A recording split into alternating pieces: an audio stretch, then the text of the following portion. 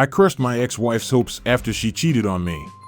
Bit of background, I'm 36M as of now. The characters have been a bit altered by their names. Rebecca, my ex-wife, now 34, James, my collage buddy and the guy Rebecca cheated on me with, Saladin, my other guy friend, Lisa, Saladin's cousin. So Rebecca and I were what you call college sweethearts. We survived college and the hardships of life, got married in our early 20s. I was 25, she was 23. Ever since we got married, things were rocky. Not from the start, but situation-wise. I was in medical while she was an accounting major. There were things that was okay with me, but was not with her. Despite being married, she acted like she was a free bird. She was. It's a good thing, but there was marital neglect from her side. 2016, she joins James' company as an accountant because it pays well. I was happy because, hey, he's a buddy of mine. Slowly, she started to complain about things that were in place. She didn't like where we lived, had problems with everything I did. She did not like the food she used to. I'm a great cook and she loved my foods. Our fights intensified by a margin where she would call me names. I'm good for nothing. She earned more than me. Coming to this part later on, drastic turn was here that Rebecca and James were hanging out with our set of mutual friends. I got the word of it and it seemed off. I confronted both of them, to which they both said it was a sudden plan and I was in field. Coincidentally, it happened on the same day I was out of city. They might have planned it beforehand, which I'm not sure of. 2017, the year my marriage blew up. So I was sure there was something because my bedroom became a fucking dead one. I was increasingly paranoid, and whenever I tried to address things I was turned down. Now I'm not a saint. I constantly yelled at her to tell me what was going on because there was just something off. Your favorite person rarely talks or does stuff with you and they claim it's nothing. Does this sounds okay? It was also the year we were at our peak financially because our debts were paid off. My friends and I decided to open up a medical shop that provided medicine shop as a side venture. So one of the friends was Saladin. He proposed that we celebrate it at a pub. When we go there, I notice a girl that looks exactly like Rebecca. She was dancing with another man and it was quite dark. I get a closer look, lo and behold, it's Rebecca and James, dancing hand to hand. I wasn't much bothered about it because hey, they're friends. I was here with my colleagues and she was there with her, but it was bothering me. I decided to send her a text asking where was she. She's usually on her way home at this time. She told me she was already at home. Now that was a red flag. I told her to stop lying because she wasn't. I could clearly see her that she was getting paranoid and told me she was on her way. She left the pub afterwards. That night I asked her about James. The look she gave me was as if she saw a ghost because she was not expecting that question. That look was what that told me something was definitely up. If you ask your so about a friend, they should act normally, but the way she acted was abnormal. That night itself, I snooped her phone. Curiosity was killing me. The password was changed so I couldn't see the phone. The next day, I saw her password and snooped it. There were hundreds of thousands of texts right there. Countless nudes, calling him daddy, degrading comments. My wife and I made a vow to each other that if there was ever anything we needed to explore, we would be transparent to each other. She broke that vow too. She confided about him how much thrill she felt that night at pub. I went through everything. What hurt the most was she herself told me if one of us ever got bored of the other or needed to spice things up, we will let each other know. She destroyed everything. I couldn't look at her the way I used to anymore. I cried the night and confronted her stupidly without any evidence the next morning. She yelled at me and stormed out after telling me I was abusive and insane. She told all our friends that I was abusive. That afternoon, they created a messenger group where everyone ganged up to troll me. When she came home that night, she told me she was in love with James and wants a divorce. I told her to talk first, but it turned into her berating me. I yelled at her and she called the cops. I was asked to spend the night elsewhere. I went to my sister's, and when I returned the next morning, James' car was here. He spent the night here. There was nothing needed to explain. He was doing it on purpose. Hell, she was doing it on purpose. I went to see a lawyer. As we did not have a prenup, she already filed a complaint about me being abusive. It didn't look good for me. Not one did she try to apologize. Not one did she try to make amends. Our country law doesn't count infidelity as a fault, so even with that she's entitled to half of my everything. But her complaint can sue me up. Few days after that, where I was still living with my sister, I tried contacting Rebecca, but she won't reply to me. Rebecca hit me up telling me we should get divorced. That's it. 12 years of relationship, 4 years of marriage, and she ends it with a text. I was fucking convinced that James was taking my place. She handed me the divorce papers. Everyone from our friend circle was convinced that I was a fucking abuser and James was her savior. She did the right thing to cheat on me. We were officially divorced during the start of 2018. She was already dating James Open during our divorce. He was her life. I lost my job, my house, my reputation, and her little affair. I had to change the city to move someplace else to restart again. Saladin helped me massively in that fresh start. He got me a decent paying job that was nowhere like my previous one, but it was better than the rest. We became close buddies while I was working to earn back what I had. Dating life was over for me. I just couldn't trust anyone. It was a complete NC between me and Rebecca. Last I heard was she moved in with James. They were doing great. Revenge part, end of 2020, my life was actually blowing up. COVID helped our cause with broken backs, but filled our pockets. Our pharmacy venture turned huge, so I was able to make much money. I met a friend of mine from whom I got a tip that James and Reb were done. James cheated on her and left her, but Reb had a child with James. He was absent since birth, so he did not sign the birth certificate, so Reb is raising that child as a single parent. She tried dating, but she was not over me or James. The audacity. Part of me was happy with it, but gosh, I really missed her. I sent her an email asking how was she doing. She wasn't expecting to hear from me. We exchanged mails and reconnected. Our first meet was in 2021 after several years. She looked like shit. She gained weight, lost the charm, and looked utterly exhausted all the time. Frankly, just her look made my blood boil and triggered me, but I also wanted to take my revenge on her. Life had already done that on my part, but I'm an asshole. I wasn't done with her. She told me about James and reopened the earlier wounds. I got my closure, which made me feel a bit better, I guess. She said she was sorry. She wasn't thinking straight what she was doing. James poisoned her mind against me. I told her I will forgive her if she comes clean to everyone and clears my name out. She did that, losing a lot of friends, but she deserved that. My name was clean.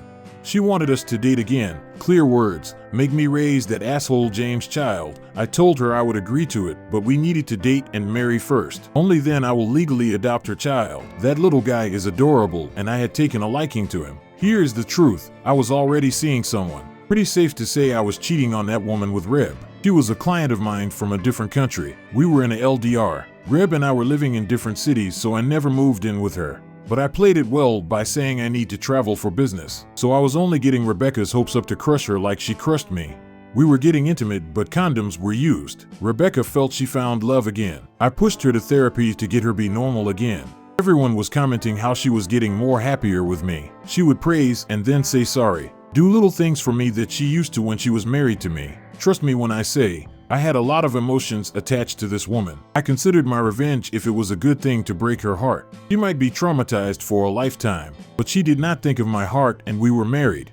Why should I think of hers? Her birthday was coming up last year, October. Lockdown was eased up, and my someone, it's Lisa, was in my city. For the birthday gift, I grabbed Rebecca for ring shopping. She picked out her favorite ring that I got it wrapped. She was elated because of that. That night, she came up to me crying that she was sorry for hurting me. She looked genuinely remorseful, but I had no feelings for her except indifference. Lisa was Saladin's cousin. I already told her everything beforehand. She was against my revenge idea, but I managed to convince her somehow. She was uncomfortable with it, but understood that I needed to go through it. On Rebecca's birthday, I drove her to our favorite spot when we were married. It's a nature's place. Lisa was already waiting there. I introduced Lisa to Rebecca that Lisa's my GF. Rebecca went white and asked me what does she mean. What is she then? I introduced her to Lisa as Rebecca, my ex-wife and FWB. There and then, I proposed to Lisa with that ring. Rebecca went man and started yelling, to which I replied, how the F can she expect us to work out when she nuked us? I'm never dating a dirtbag like her again. She asked me again and again if we meant nothing. I told her nope.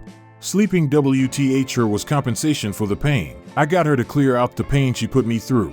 Lisa was holding me back. She saw Rebecca was hurting. I told Rebecca that she needs to leave. She told everyone that I cheated and I was an asshole.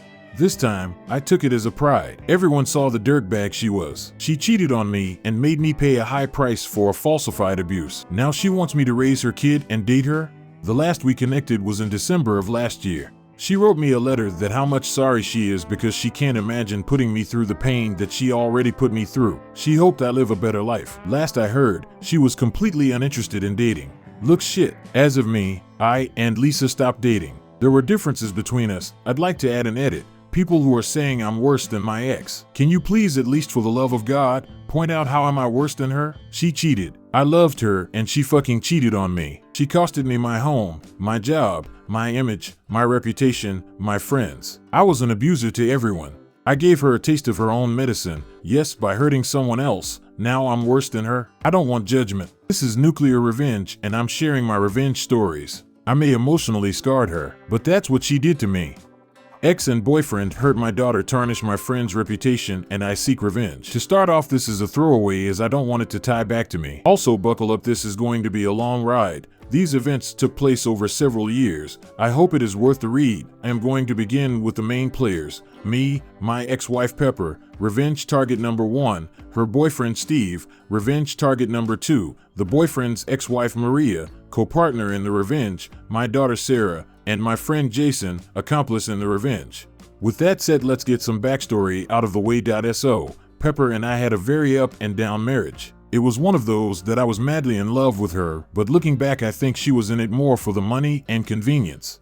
She had one son we will call Drug, because he was and still is a major drug addict, before we got married, and I also had one son, name is unimportant, that I had full custody of. While married we had Sarah. I toughed the marriage out for as long as I could, but eventually, we just couldn't keep it together. We separated, and due to traveling some for work and having custody of my son, I moved back to my hometown a few states away so my parents could help, but kept an apartment in the town that Pepper and Sarah lived in so that I could still spend as much time with my daughter as I could. At this time, I asked my best friend Jason, who is a lawyer and owns his own firm, to do up a child support agreement for us. It is very important to note that we only addressed child support. It had nothing about custody or visitation or anything else in it. So, for about a year this was how it would work. I would spend a month with Sarah while my parents watched my other son, then I would spend a month with my son. Almost exactly a year later, I could no longer afford keeping two households, and Pepper was wanting to move back to her hometown, which was in a different state, but closer to where I lived, so I gave up the apartment and she moved. The new situation continued for a couple more years. Pepper and I remained friendly and even tried to reconcile the relationship a couple of times, but it wouldn't work out. I was still deeply in love with her, but we couldn't come to an agreement on things like where to live and such. I forced myself to try and move on and started dating. She had been dating basically from the day after I moved out. Even though I still loved her, our relationship moved more into good friends than husband and wife. So, she finally meets Steve. I never was told much about Steve other than he was a certified ethical hacker, and that is what he did for employment. Important later. While they were dating, she would send me texts about their dates. She even texted me the day they first had sex together. This hurt deeply, and looking back I think this is what she wanted, but I tried to play the part of good friend and confidant. Steve and Pepper had been dating for 6 months when out of the blue she tells me they broke up, and she realized that she is madly in love with me. Since it's at the beginning of summer, she packs some suitcases and heads to my state. They were going to spend the summer with me and see if they like it or not. We had an amazing summer. All the kids are getting along. Drug even loved it here, so she makes it official we are back together, and they are moving in. We went and registered my daughter for school. We even were able to get her on a Pee-wee cheerleading team for the summer. She made several friends and was loving being here. There was only one problem: Pepper still had an apartment that had all her furniture and stuff in it. I offered to go up with my truck and help load everything, but she insisted that her and Drug can get it done. So off they go to pack up and then head to their new home. As you can guess, things didn't go as planned. She was home for about 3 days when she informs me that under no circumstance will she move, and that her and Steve are in love and are moving in with each other. To say I was destroyed was an understatement. I couldn't understand why she had done it. The worst part was she left it to me to tell Sarah the bad news. When I told her, the devastated look on her face started turning my feelings of hurt into feelings of anger. Then Sarah broke down and started begging to stay with me and started spilling the beans. She told me things about how her mom would leave with Steve for days and leave Drug in charge. She had to learn how to cook for herself at 8 because Drug would spend the money on drugs and spend the whole time high. If Drug wasn't left in charge, Pepper would use her multiple convicted felon niece to watch her. She also told me about the first time that she had met Steve. He came to their house, basically said hello, and him and her mom disappeared into the bedroom and started having loud sex. Sarah was outside the door bawling, and they just ignored and continued. This is how my 8 years learned of sex, and she is still in counseling trying to recover 7 years later.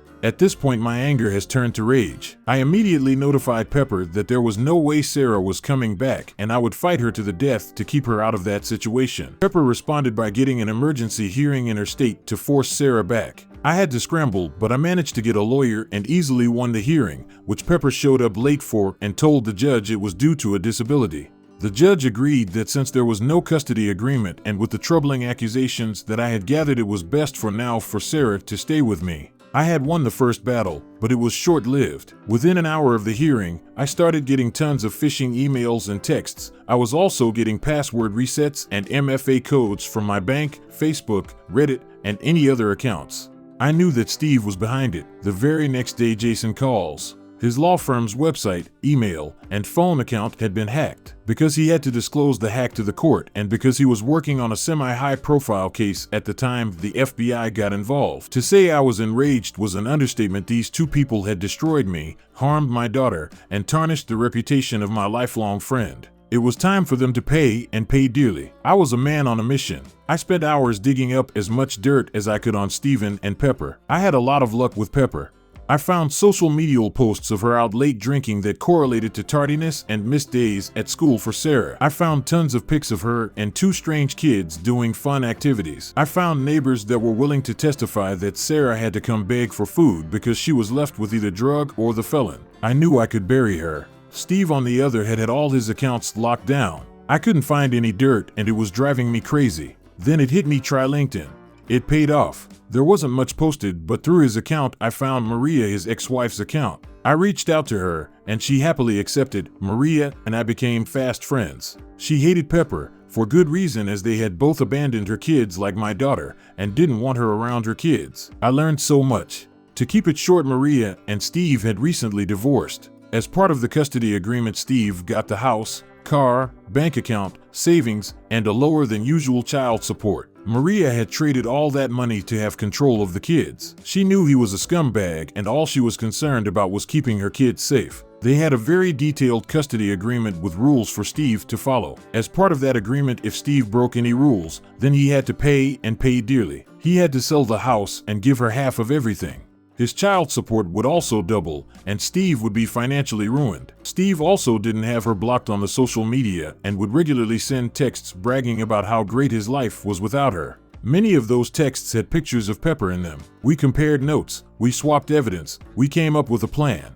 And now it is time for revenge. First, I got with Jason. He let the FBI investigator know that I had also had some hacking attempts, and we believed it was the same person. The investigator called quick. I gave him all the information I had and who I believed was doing it, and he asked a weird question. Do I know where Steve worked?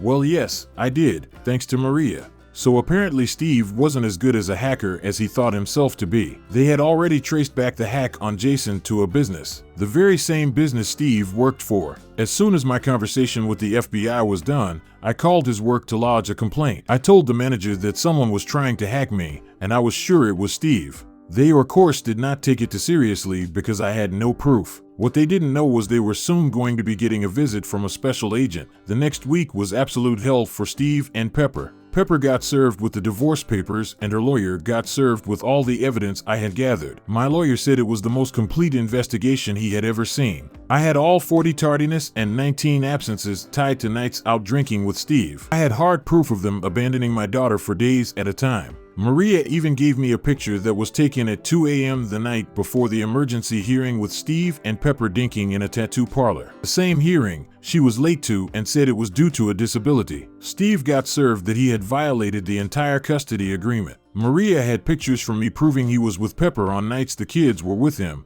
and they were left alone. She also had proof that there was contact with Pepper that violated the custody agreement. The fallout was awesome to watch. Steve was fired. Between my complaint, another older complaint of him hacking, and the FBI showing up, they had no choice but to fire him. He'd avoid any legal issues as the FBI could never tie it directly to him. The word spread of why he was fired, and no one would hire him in an IT job again. He had to sell the house, liquidate all the investments and bank accounts, and give half to Maria. His child support got to stay the same since he no longer had a source of income. Last I heard, he was working at a grocery store. So in total, his income went from $200K plus a year to less than $40K. As for Pepper, the divorce was swift and painful for her. The judge ruled in my favor for all counts. I got sole custody and sole decision making. She was forced to go to counseling, and her and drug can only visit Sarah with a third-party supervisor paid for by Pepper. Sarah is doing much better. She still needs counseling, but she thrives in school and has many friends. She very rarely sees her mom, but she is much better off without her. How do you like these stories? Subscribe to the channel. I love you.